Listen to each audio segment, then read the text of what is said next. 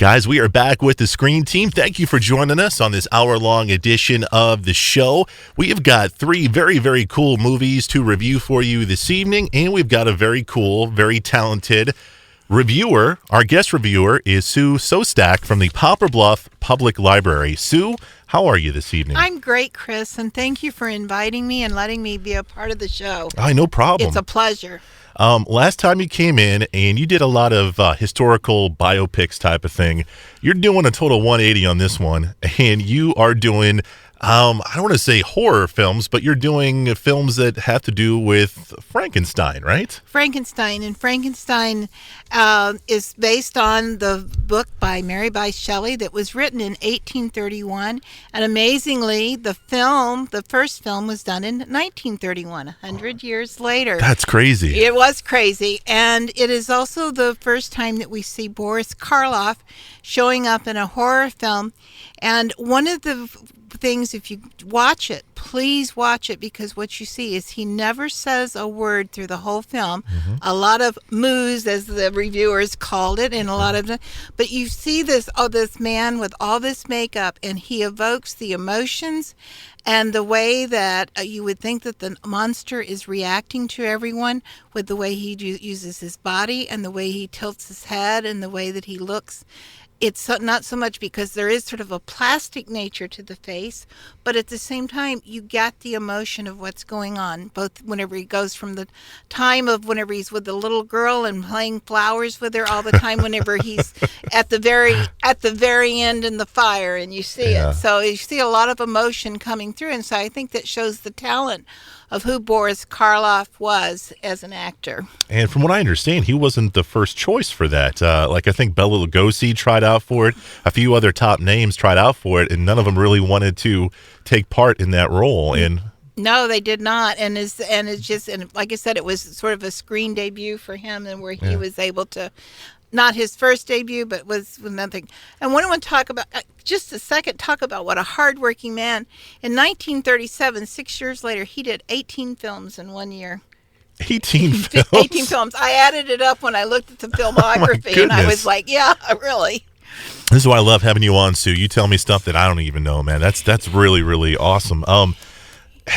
The story, did you ever read the book? Yes, I read it, and I have to be honest with you, it's probably been 40 years since I read it when I was in college, and it was part of, those regular reading things that you have to do as a student, and they have to read Frankenstein. And whenever you read it, they tell you all kinds of things from a literary point of view and from a historical point of view of why Mary Shelley wrote it. But it's not anything like looking at the story over time and being able to say, wow, this story was written in 1831, and we still talk about it, and we still read it, and we still watch it.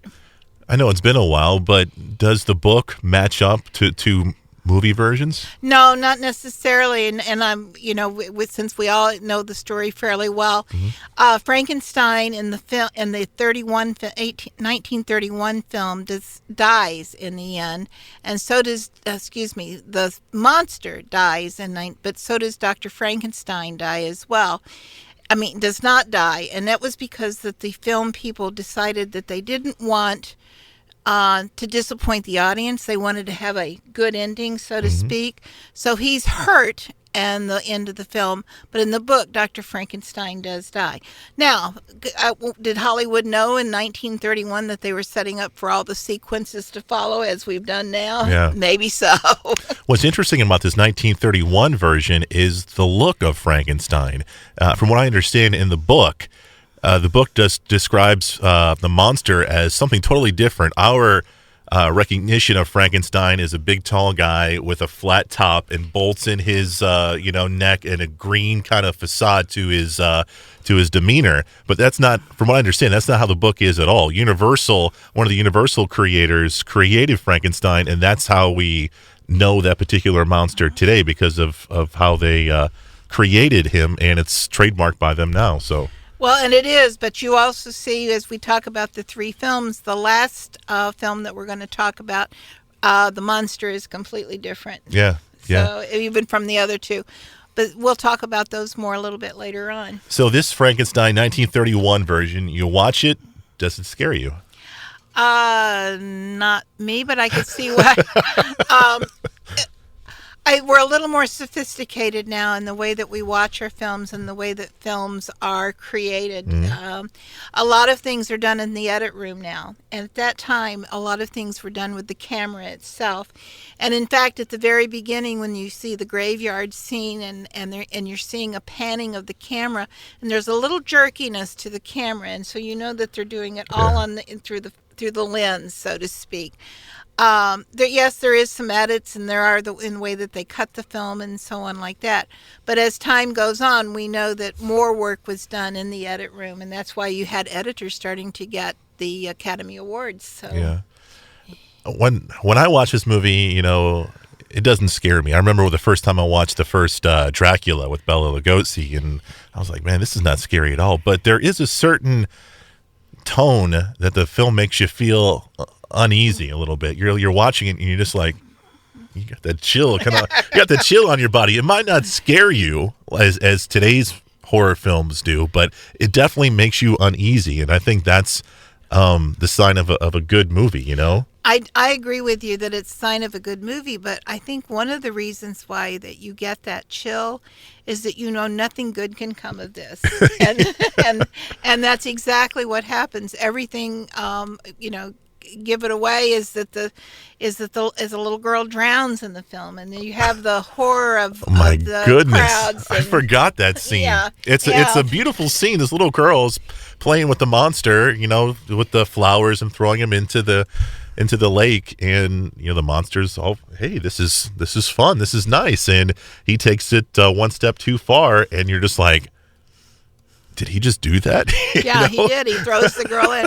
And then the fire scene at the very end where the monster, takes Dr. Frankenstein and and then he throws him out into the crowd, and then the monster, you can hear the moans and the cries as he's burning up. And so I think those are the scenes of the uneasiness and the feelings that, like I said, nothing good can come of this. Right. Also, you want to think about nothing good can come of this. One of the scenes that they edited out very early on was when Dr. Frankenstein first brings the monster to life. He says to the effect, and I won't get the exact wording, but he says, "It's alive, it's alive. Now I know what it's like to be God." Yeah. And so that sort of taking on a godlike character, or the strength that God brings into things, and you think, why would would make me uneasy, because it's somebody who's taking on maybe something that's not their role in life. And so those are the kinds of things that bring the uneasiness as well. If you're into horror films, if you're into classic films, I think this is definitely one you have to check out. It's the 1931 version of Frankenstein, starring Boris Karloff as the monster, and it's definitely one you should check out. And is it one that we can search for on the library's database? We can search for it on the library's database. We have it accessible in terms of you can check it out. Mm-hmm. Also, there are some streaming media that you can also get it from besides Netflix and so on like that. And in fact, one of the things, we have a new service called Hoopla, and it even has some of the Bride of Frankenstein and some of the later films of Frankenstein as well. And where's that website? You go to the www.popperbluff.org and go to streaming media, and you can find it there. And all you need is your library card. And remember, your library card is free at Poplar Bluff Library, because if you live in Butler County, Wayne County, Ripley County, Stoddard County, Dunklin County, Carter County, you can get a library card. It's all free. There you go. Free's good. We got more with Sue coming your way next, right here on KWOC.